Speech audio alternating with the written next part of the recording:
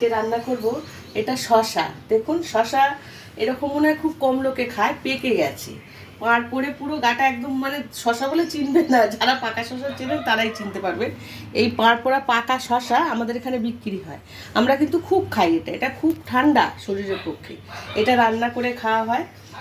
আমি আমার পরিমণি কিচেনে এটা দেয়া আছে আরও 2-3টে আইটেম এই শশা। আজকে আমি এই শশাটা ঘন্ট বানাবো। ঘন্ট বানাতে কী কী লাগছে আমি দেখাবো।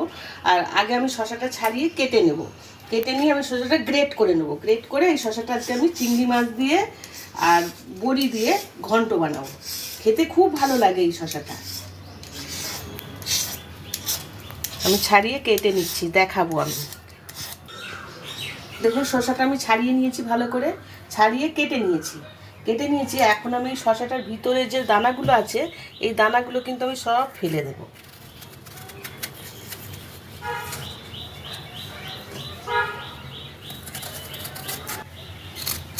শাঁসটা সব বের করে দিলাম। এই শাঁসটা থাকলে কিন্তু তরকারিটা টক টক লাগবে, তার জন্য শাঁসটা কিন্তু আগে ফেলতে হবে।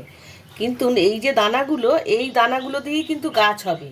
এই দানাগুলো শুকনো করতে দিয়ে দেবেন। এই যে এইটা পাকা শশা, তো এই দানাগুলো রোদ্দুরে দেবেন, তারপরে শুকনো হয়ে গেলে গাছ বসাবেন। এই দানা দিয়েই শশা হবে। আমি এখন এইগুলো সমস্ত শাঁসগুলো ফেলে দিয়ে এটা গ্রেট করে নেব।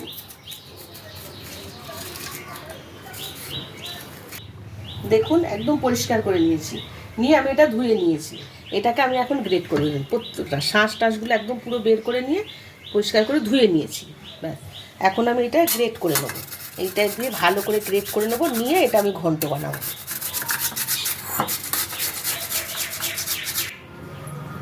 দেখুন শশাটা গ্রেট করে নিয়েছি, একদম গ্রেটার দিয়ে আমি পাতলা পাতলা করে গ্রেট করে নিয়েছি। এটা এই শশাটা আমি এখন ঘন্ট বানানোর জন্য নিয়েছি। ছোট ছোট চিংড়ি মাছ ছাড়িয়ে নিয়েছি, কিছুটা কাঁচা লঙ্কা আর ছোট্ট ছোট বড়িগুলো কেনা, কিন্তু কি সুন্দর দেখতে, দেখুন একদম ছোট্ট ছোট্ট। এই বড়িগুলো দিয়ে বানাবো আমি, মানে এই শশার ঘন্ট।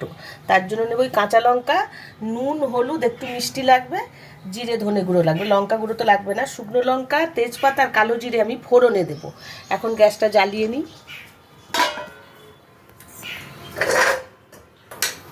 কড়াইতে তেল দেব। তেল কিন্তু একবারেই দিয়ে দেবো, পরে আর তেল দেওয়া যাবে না। শশা, লাউ, ঝিঙা এইসব যে তরকারিগুলো হয় একেবারে যখন বসিয়ে দেওয়া হয় তখন কিন্তু একেবারেই তেলটা দিয়ে দিতে হয়। পরে তেল দিলে না তেলটা গন্ধ আসে, তার জন্য কাঁচা তেল দেওয়া যায় না। কিছু কিছু তরকারিতে দেওয়া যায়, কিন্তু এই একেবারে ফোড়ন দিয়ে বসিয়ে দেবো যেই তরকারিগুলো, লাউ, পেঁপে, এই শশা, এগুলোতে দিলে না গন্ধ আসে। তেলটা গরম হলে আমি এখন বড়িটা ভেজে নেব।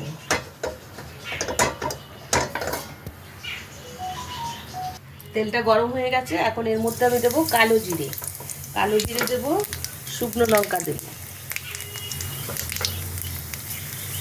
দেবো বড়িগুলো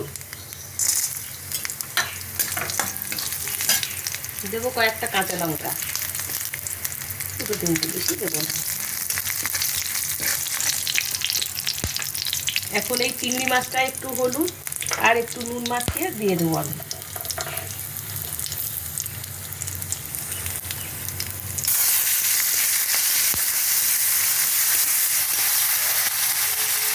এখন দেবো আমি 1 চামচ জিরের গুঁড়ো দেবো, আর দেবো 1 চামচ ধনের গুঁড়ো।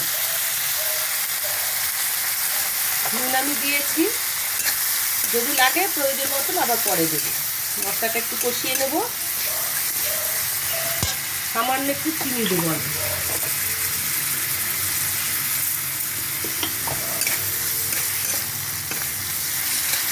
মশলাটা কষানো হয়ে গেছে, দেখুন তেল ছেড়ে দিয়েছে।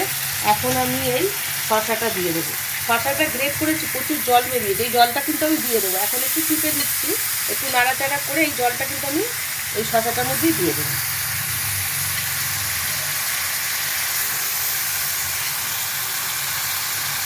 জলটা রেখে দিলাম, একটু নাড়াচাড়া করে নিয়ে তারপরে আমি এই যে জলটা রেখে দিয়েছি এই জলটাই আমি দেবো। এখন একটু নাড়াচাড়া করে নিই।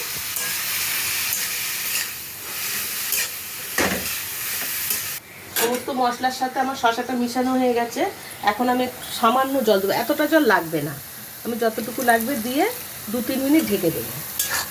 এই জলটা টেনে গেলেই সিদ্ধ হয়ে যাবে। আমি তো গ্রেট করে নিয়েছি, তাড়াতাড়ি সিদ্ধ হয়ে যাবে। আমি এখন 2-3 মিনিট এটা ঢেকে দেবো।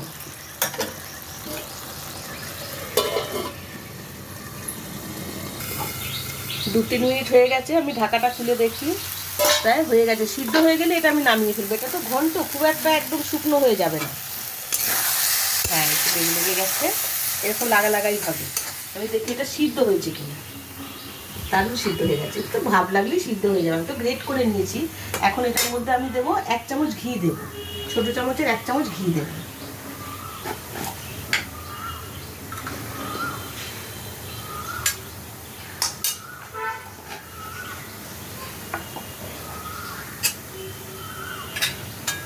ঘিটা ভালো করে মিশিয়ে নেবো, নিয়ে আমি এখন নামিয়ে নেব। এটা গ্যাসটা বন্ধ করে দিই।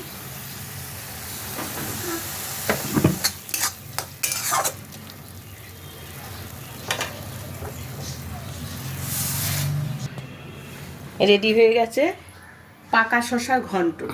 এইভাবে পাকা শশা রান্না করে দেখবেন, খেতে খুব ভালো লাগে। এটা ভাত, রুটি, পরোটা, লুচি সব কিছুর সাথেই যাবে। খুব টেস্টি হয় খাবারটা।